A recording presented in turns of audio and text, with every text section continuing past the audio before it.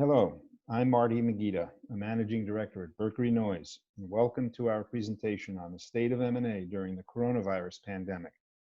Today we'll be talking about the emerging landscape for middle market M&A, where owners of privately held small to medium-sized businesses go from here. Owners are understandably anxious. When markets are impacted by sudden crises that are outside of their control, it's a cause for concern. It's important to understand that you have options. There are moves you can make now that will help you cope with the current turmoil and prepare you to prosper once things return to normal. Berkeley Noise has been working with owners of privately held businesses for more than 3 decades. We understand that while this is a process we go through a couple of dozen times a year, for most business owners, selling their company is a once or maybe a twice in a lifetime event.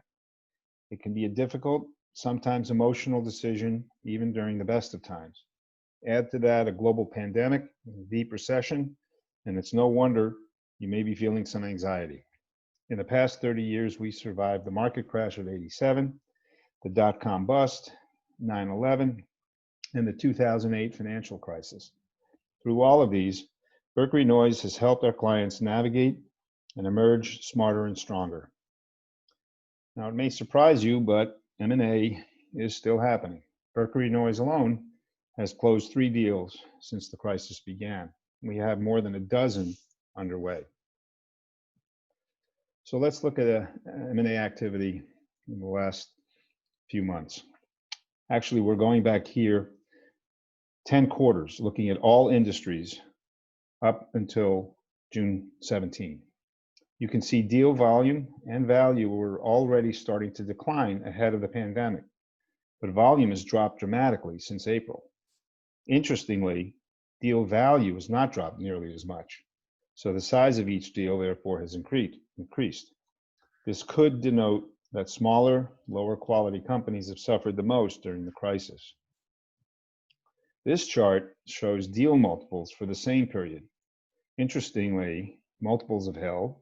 In fact, they're higher in the current quarter than they've been for more than the past year. If you care to see data for the specific vertical markets within technology that we cover, such as software, online, mobile, media and marketing, education, finance, healthcare, human capital, and consumer and retail, go to our website at berkeleynoise.com. Here we take a look at how multiples were impacted after 3 previous major market disruptions: the dot-com bubble in March 2000, 9/11, and the financial crisis. Valuations did decline somewhat for a couple of quarters after 9/11 and the financial crisis, but they strengthened once companies got a handle on how they were going to operate under the new normal of the time. After the dot-com bubble, multiples actually increased.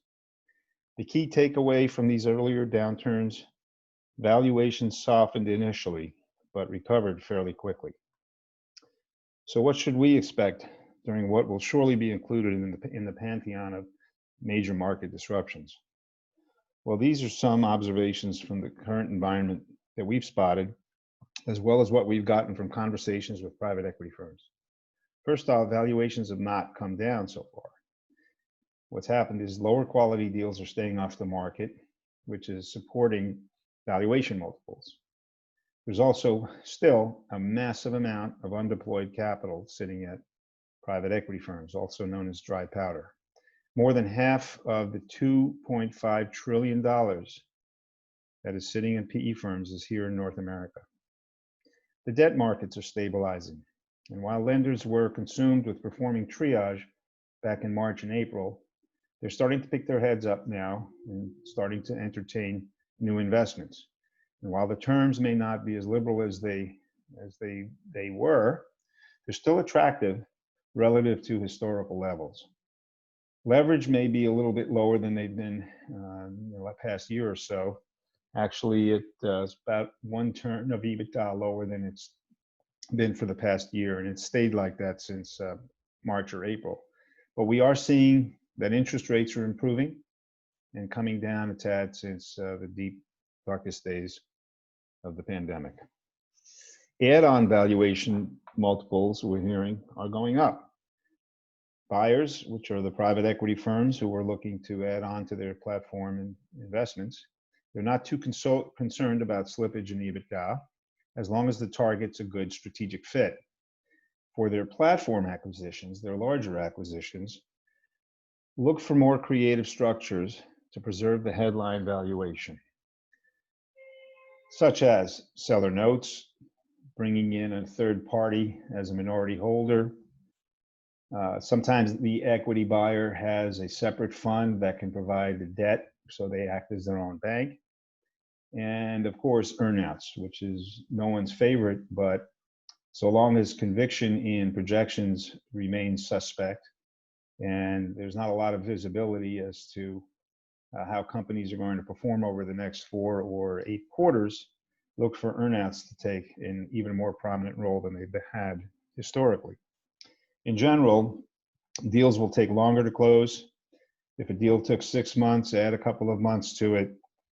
There's more friction in the process now, and while Zoom calls can act as a substitute, eventually buyers will want to meet folks in person and have site visits. We are hearing anecdotally that deals are getting done without any in-person meetings, but that will not be the norm.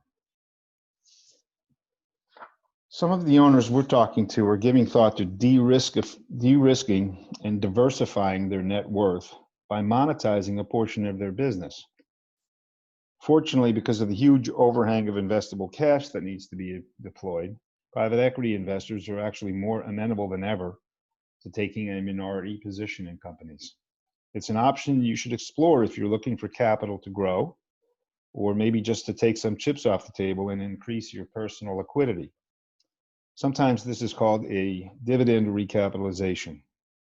A related option is a leveraged recapitalization, whereby the owner keeps even more of the equity.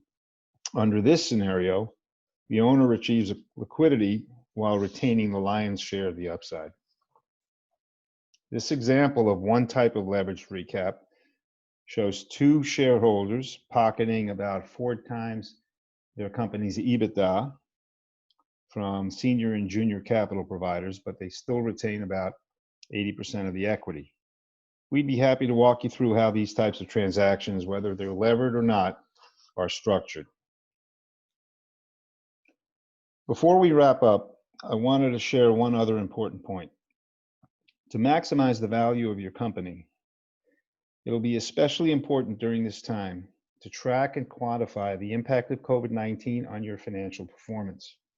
Much like adjusting EBITDA to account for one-time events or expenses that won't continue after a sale, such as one-time professional fees or owner-related expenses or one-time development costs, COVID-19 presents a new category of adjustment. Compiling the data contemporaneously rather than retroactively will ensure that all the impacts are captured and have adequate support. Some of the examples we give here are not exhaustive.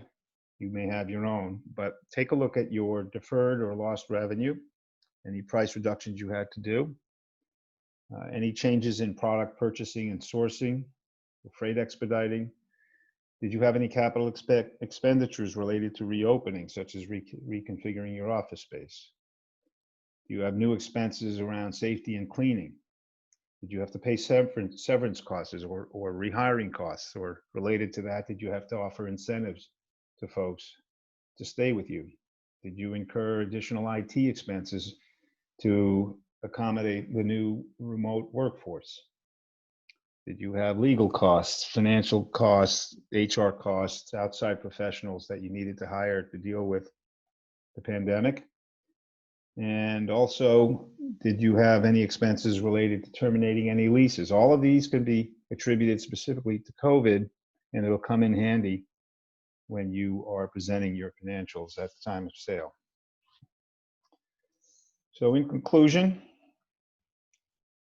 the markets are open. They're still open for high quality companies.